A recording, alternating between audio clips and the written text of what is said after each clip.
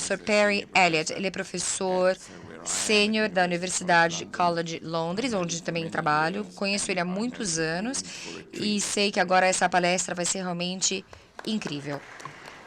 Professor Perry, a palavra é sua. Derek, muito obrigado pelas palavras. Eu estou muito contente de estar aqui. Como é que eu posso, então, falar depois dessa apresentação tão positiva? Antes de qualquer coisa, eu acho que eu preciso me apresentar. Eu sou um médico, o que significa que eu sou um tipo de médico bem diferente, porque eu trabalho com cardiomiopatia. É diferente do caso de outras pessoas. Eles trabalham com diferentes amigos em qualquer lugar, não é isso? Você vai no bar, tem vários cardiologistas, etc. Eu sou cara solitário ali numa festa. Quem é que pensa como é que eu... dessas doenças genéticas do músculo do coração? A gente se conhece... A gente se... dança em volta de uma árvore nu, ou às vezes até sozinho. É bem solitária a minha profissão, cardiomiopatia. Mas, brincadeiras à parte, estamos falando de doenças raras e especializações raras.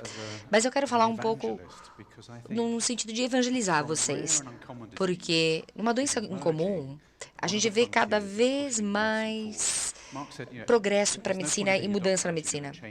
Não adianta nada ser médico a não ser que você queira mudar as coisas. Você só muda as coisas se você pensa fora da caixinha. Mas todos os palestrantes vão falar de mortes súbitas causadas pelo coração. Por quê? Porque elas são as mais comuns, não é isso? 15 a 20% da população morre de repente. E isso realmente empolga o trabalho do cardiologista, porque adoramos um desafio. Nós queremos derrotar a morte. Queremos saber o que faz o coração parar. Temos muitos elementos interessantes para enfrentar e prevenir uma doença ou uma morte súbita cardíaca. Esse é o desafio. E temos investido muito dinheiro, esforço e entendimento para saber o que causa uma morte súbita, quais são os gatilhos, etc. Mas se formos observar, pensando como médico de saúde pública, a gente sempre pensa que é doença cardio. Mas isso não é surpresa, né?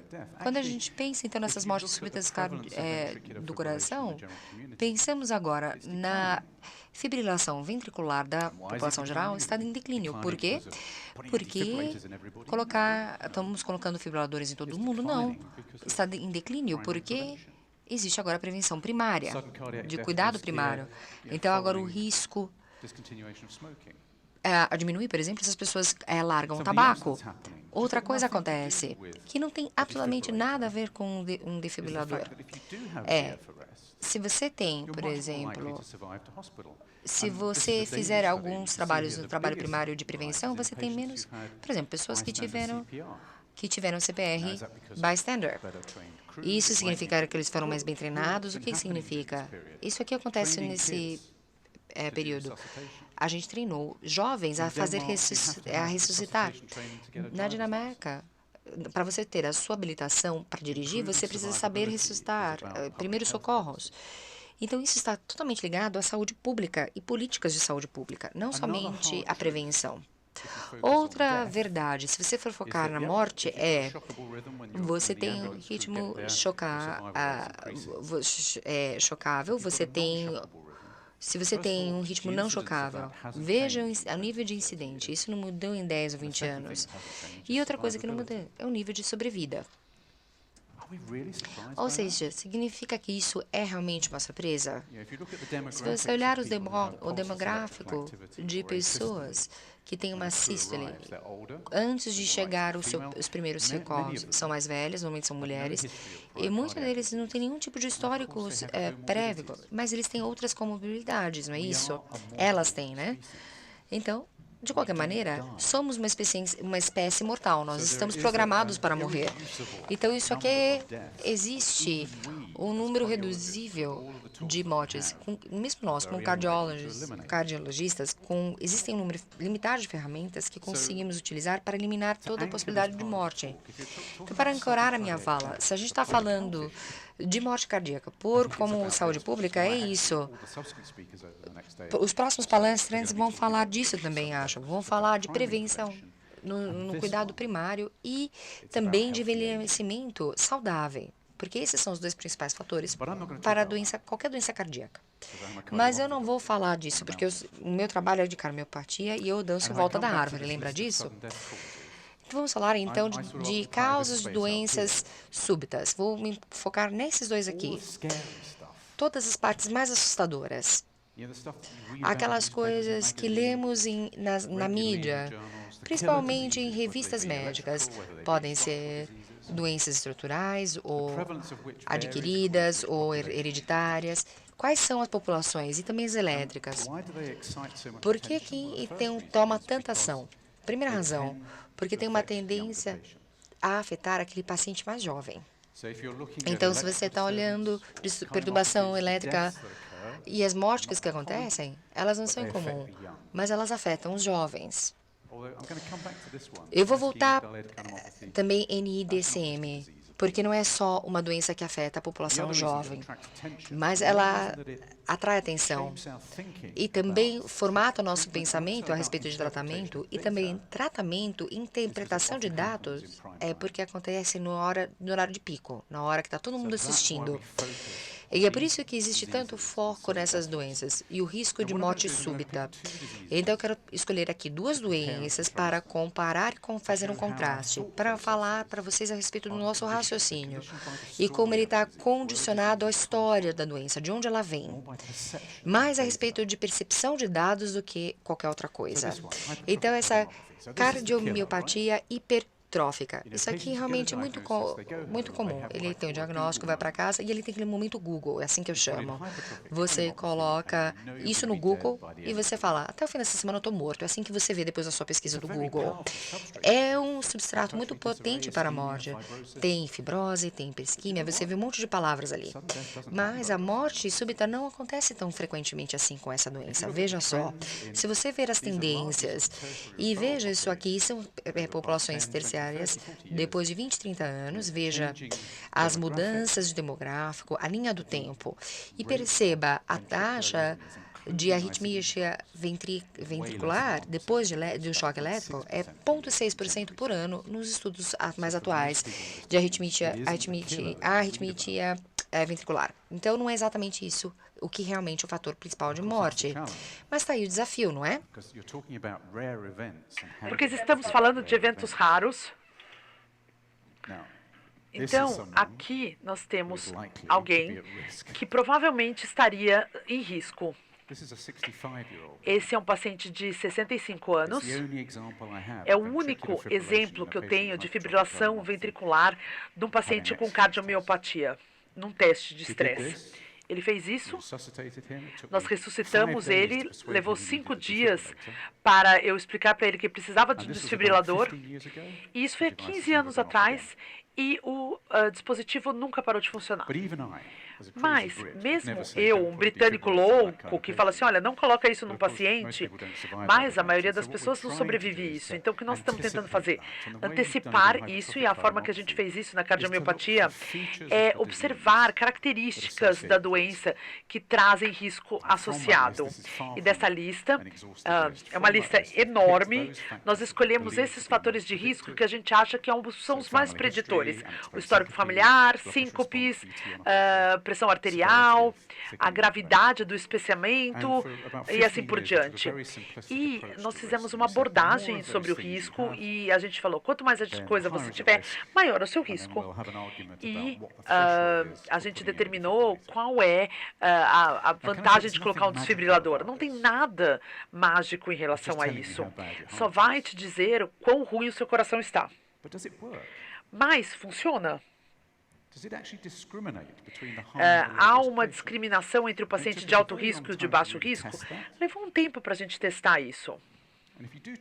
E se você testar, aqui nós estamos falando da capacidade de 1, 2, 3, 4 fatores de risco entre os pacientes de alto risco e de baixo risco, que a gente tem uma curva de risco sobre a curva, mas não é uma linha reta.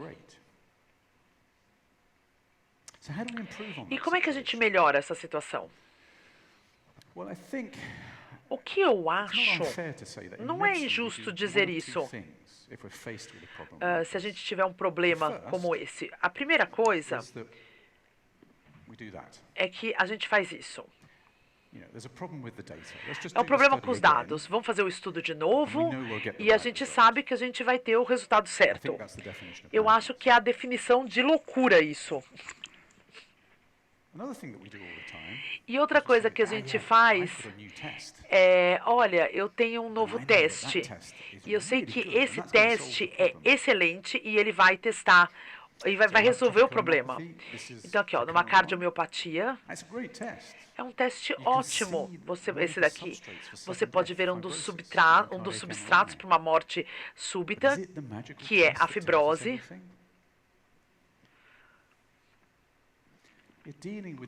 E ao lidar com a biologia tão complexa, que é a que lidamos aqui, nós precisamos ter muita sorte para conseguir testar tudo. Se é a fração de ejeção, ou uma ressonância, qualquer coisa. Mas a biologia não funciona desse jeito, e a gente já sabe isso por um tempo. A gente precisa ter uma abordagem multiparamétrica para descrever uma doença. E, essencialmente, esses são os modelos que nós utilizamos entre os diferentes scores de risco que a gente utiliza todos os dias. Então, vamos voltar um pouquinho e a gente fala assim, olha, conseguimos pensar numa cardiomiopatia hipertrófica? Bom, nada muda de um dia para a noite, a não ser o fato de que hoje em dia a gente estuda milhares de pessoas. E uma dessas coisas estão associadas à idade, ao histórico familiar. Nada muito estranho aqui. A idade é super importante, realmente. A gente coloca eles num modelo, e aí a gente tem uma área sobre a curva que vai te dar a chance de acontecer alguma coisa.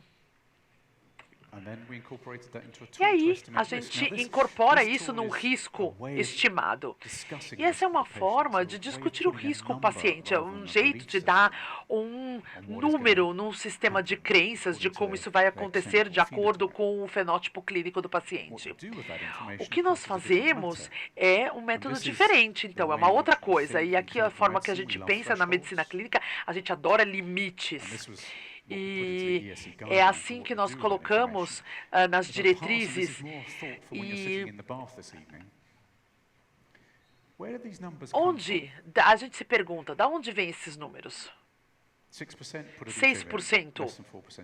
Menos de 4% não coloca.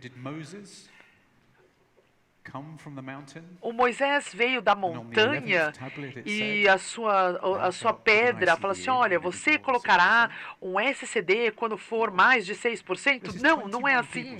São 21 pessoas sentadas em volta de uma mesa e falando assim, olha, 6%. 8%? Não. 4%? Acho que não. A gente não pensa no risco como algo absoluto, porque não existe uma definição do que é um risco aceitável. Bom, de qualquer jeito, continuando aqui, o estudo passou por mais validações e se ele tiver uma falha, é porque ele é muito agressivo. Então, a gente está prevendo muito o risco. E a maioria das pessoas que a gente acha que é muito alto risco, não é. Então, a gente acaba colocando mais dispositivos do que necessário. Bom, eu quero mostrar esse slide para vocês, porque ao fazer as coisas com os pacientes, a gente muda a história natural. A gente raramente cura as coisas na cardiologia. Nós mudamos a trajetória e na cardiomiopatia hipertrófica a gente tem como resultado uma insuficiência cardíaca, mas isso te leva até 30 anos para chegar naquele ponto onde as coisas ficam ruins mesmo.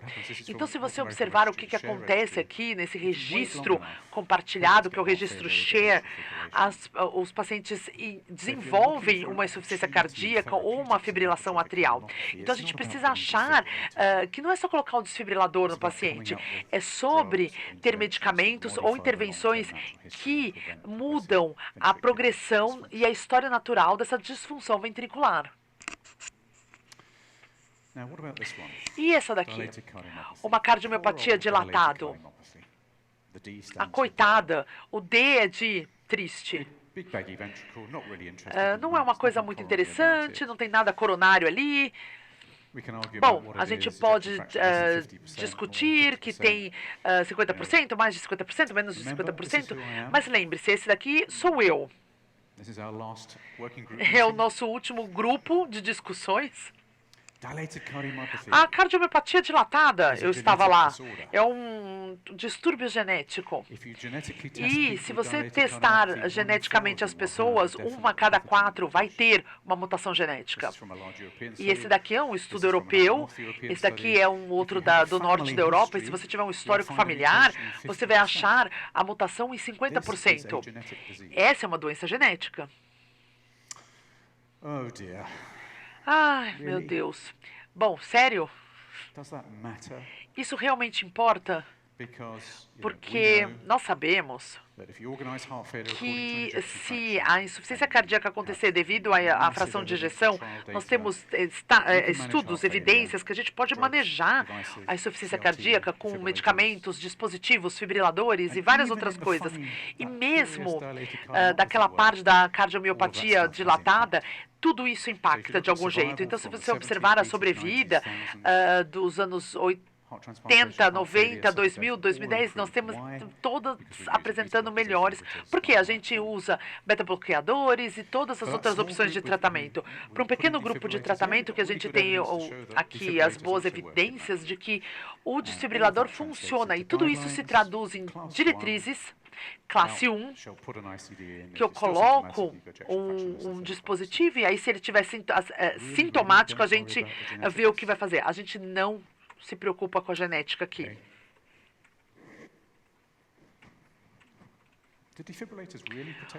Os fibriladores realmente protegem as pessoas? Um estudo dinamarquês mostrando que não protegem. Eles diminuem a taxa de mortes súbitas, mas não os outros fatores. Sim, uma análise de subgrupo mostra que você pode se beneficiar se você tiver menos de 59 anos. Mas a gente não fez essas análises de subgrupo. São fatos bastante inconvenientes. Deixa eu mostrar algumas coisas para vocês. Um cara de 49 anos... Ele é chefe de cozinha, bebe bastante, ele tem uma fração de ejeção de 35%, alguém vê ali algum endurecimento da parte do miocárdio. Aqui nós temos o resultado do exame dele. E o que a gente fala? Bom, começa a tomar medicamento, a gente te vê em 3 meses. Se você ainda tiver sintomas, talvez a gente precise colocar um desfibrilador. Para de beber, porque isso é um fator de risco muito alto. 71-year-old guy. Aqui um paciente de 71, mas ele veio para a clínica porque algum médico falou, olha, você perdeu o sobrinho com DCM, talvez seja melhor a gente verificar. Ele joga tênis três vezes por semana, ele faz alguns testes, a fração de ejeção é de 45%, dão Ramipril para ele, ele tem ali alguns sintomas. Tá tão ruim assim para um cara de 75 ou 71 anos de idade?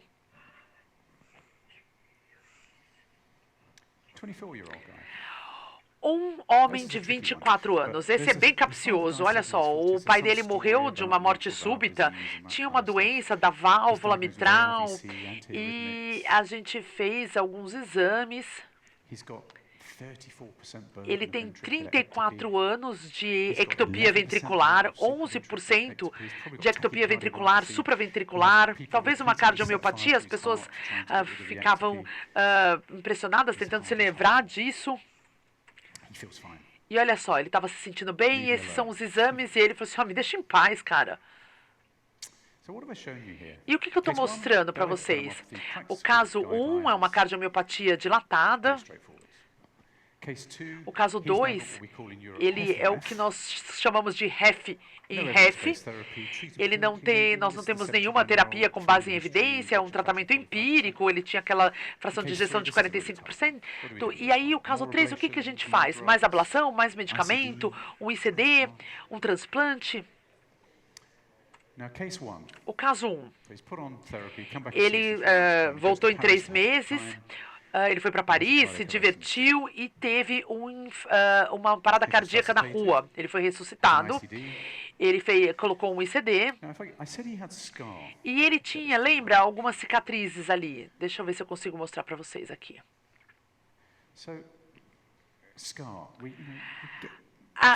A gente fica muito preocupado com o volume disso, mas o que isso nos diz? Por que nós temos essa cicatriz lá?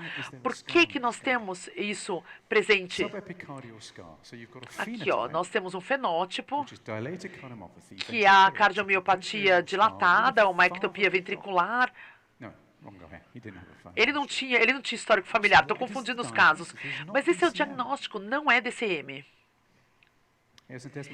Ele tinha uma mutação da DSG2 que pode matar.